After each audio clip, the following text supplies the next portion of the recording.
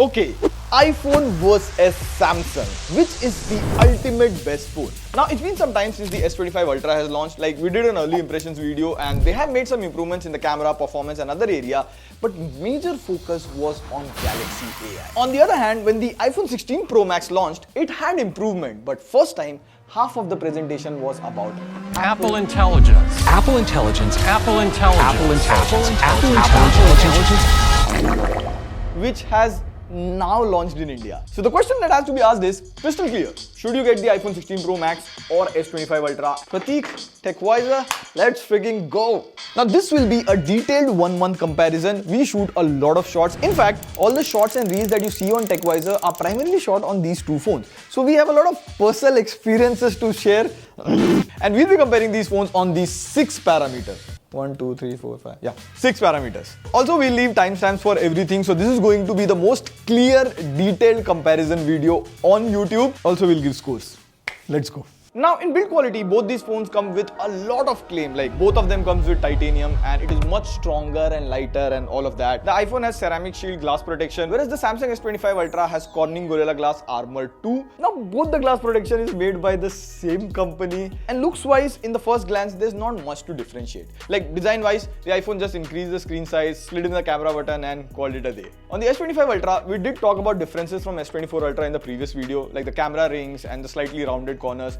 But in real life, when you hold the phone, the major difference is weight. The S25 Ultra feels lighter. Whenever I mistakenly pick the S24 Ultra, I can immediately tell the weight difference. Now on paper, S25 Ultra is lighter than iPhone 16 Pro Max, and in terms of durability, I mean... Don't press. See, I love my organs. In our real life usage, both the iPhone 16 Pro Max and S25 Ultra have 0 scratches on the display or on the back. And I've used the S25 Ultra without any scratch guard or case. And it has had pretty bad falls. Like, I'm sorry, Mrinal. But I dropped it at very weird angles. Still nothing. So you can say they have pretty good durability. Rest, I'll give both of them 1 point. These designs have been there for quite some time. And you can easily spot an iPhone or Ultra in the crowd. It's very subjective looks-wise, unless you have that heart for that logo. The real difference starts showing up now, when you use the phone on a daily basis. Like, performance is one of the main things these flagships are known for. The iPhone 16 Pro Max comes with the A18 Pro processor, whereas the S25 Ultra comes with last year's flagship Snapdragon 8 Elite processor. Now, if you see Geekbench, in the multi-core, the S25 Ultra clearly wins. And if you run 3D Mark and all of that stuff, even the S25 Ultra performs better in benchmark. But then, what about real-life performance? So we played 2 heavy games, Genshin Impact and COD Warzone. In Genshin Impact, on the iPhone 16 Pro Max, you can play at 120 FPS. And boy oh boy, the experience was smooth here. There weren't any frame drops. Even though the temperature went as high as 47-48 degrees, the gameplay was good. On the S25 Ultra, you can play it max at 60 FPS, but there were few frame drops. In COD Warzone, both the phones can play at max settings. On iPhone, there weren't many frame drops, but it does get a bit warm. Whereas on Samsung, after the initial gameplay, when the phone gets warm, there are fewer frame drops. This might be because that the games are not optimized well for the S25 Ultra or 8 Elite. So overall in performance, I would say the iPhone 16 Pro Max takes the lead. I'm giving the point to the iPhone.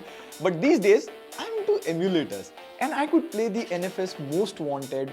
That's a Windows game on Samsung. Like, I could even run older PS games on this.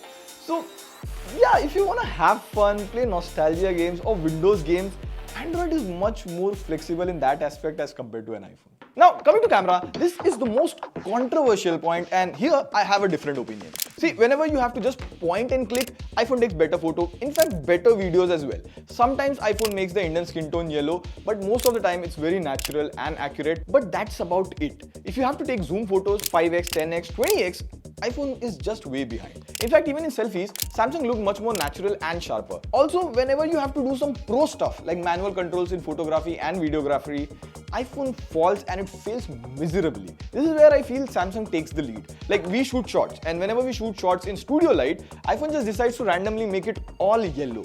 And see, color white balance issues happen with Samsung as well. It happens with any other phone. But then here, you can just go to Pro mode and fix white balance or any other setting while shooting. Whereas on the iPhone, there's no option inside the camera app. Heck, this phone is made for creators, but you cannot select external microphone in the iPhone camera app. Like, come on, Apple. Now the solution is there's a separate Final Cut camera app which has very limited options. In fact, every time you shoot a video on Final Cut camera app, you'll have to manually export those videos every time to the Photos app. Yeah, phone for creators. And one of the most hidden, underrated features of the Ultra has to be the display. Like if you see the specs of both the phones, it might look similar or basic to you. Both come with a 120Hz AMOLED display. In fact, the other day I was watching the series 0 Day on Netflix. It's quite an interesting plot about the country getting hacked for a minute and all. The display on both the phones was bright and sharp, but the real magic is this anti-reflective display. Hold on. See? The S25 Ultra has an anti-reflective display which makes it like really fun to watch content. Like the anti-reflective display is not just effective outdoors, it's even effective indoors. Like while reading articles, watching reels and all of that, Samsung display is just more or better visible than the iPhone 16 Pro Max. Now there's also a feature called AI Pro Scaler which somewhat enhances the image and text by about 40%. It's so subtle that you will only notice the difference when you see both the phones side by side. But I mean, just for the anti-reflective display, I think Samsung gets the point. Like I really want this display to come to other phones. It's just so damn good. Just remember, if you put a normal tempered glass on this, the tempered glass will then become reflective, so all of this goes to waste. So you have to get an anti-reflective scratch guard. But this anti-reflective thing really works. And just like the display, when you use it, you understand how good it is. The same is true for software. Like Apple is known to have much more stable, have really good animation. And recently they have started giving more customizations. Like you can move apps on the home screen, change app colors. Now to an Android user, this might seem a bit childish. But see, all of these are new features on the iPhone. So please listen. You can also edit the quick settings menu. And see, this is funny. You can open the camera app from the camera control button. You can open the camera app by long pressing it here. You can even customize the action button and open the camera app. You can even put as many camera icons as you want in the quick settings menu and open the camera app. So the point here is, with these customizations, iOS feels very rough. All of these customization options seem not well thought of, which is unlike Apple. Apple doesn't do it that way. On the other hand, Samsung has always been the pro Android OS when it comes to customizations. Like Samsung recently gave an update to one of their Good Lock modules, Home Up. In case you don't know, Good Lock is an official app made by Samsung which lets you customize or get pro features, free of cost. So now you can hide app labels on the home screen, do more basic stuff like enlarging folders and all of that. But here's that god level pro customization. You can not only move icons, but you can disable the grid. And you can place icons anywhere, like literally anywhere. You can place icons and widgets on top of each other, rotate and keep them in any order. If you have a wallpaper like this shelf, you can arrange and keep the icons in this way. And this madness of customization option doesn't just end here.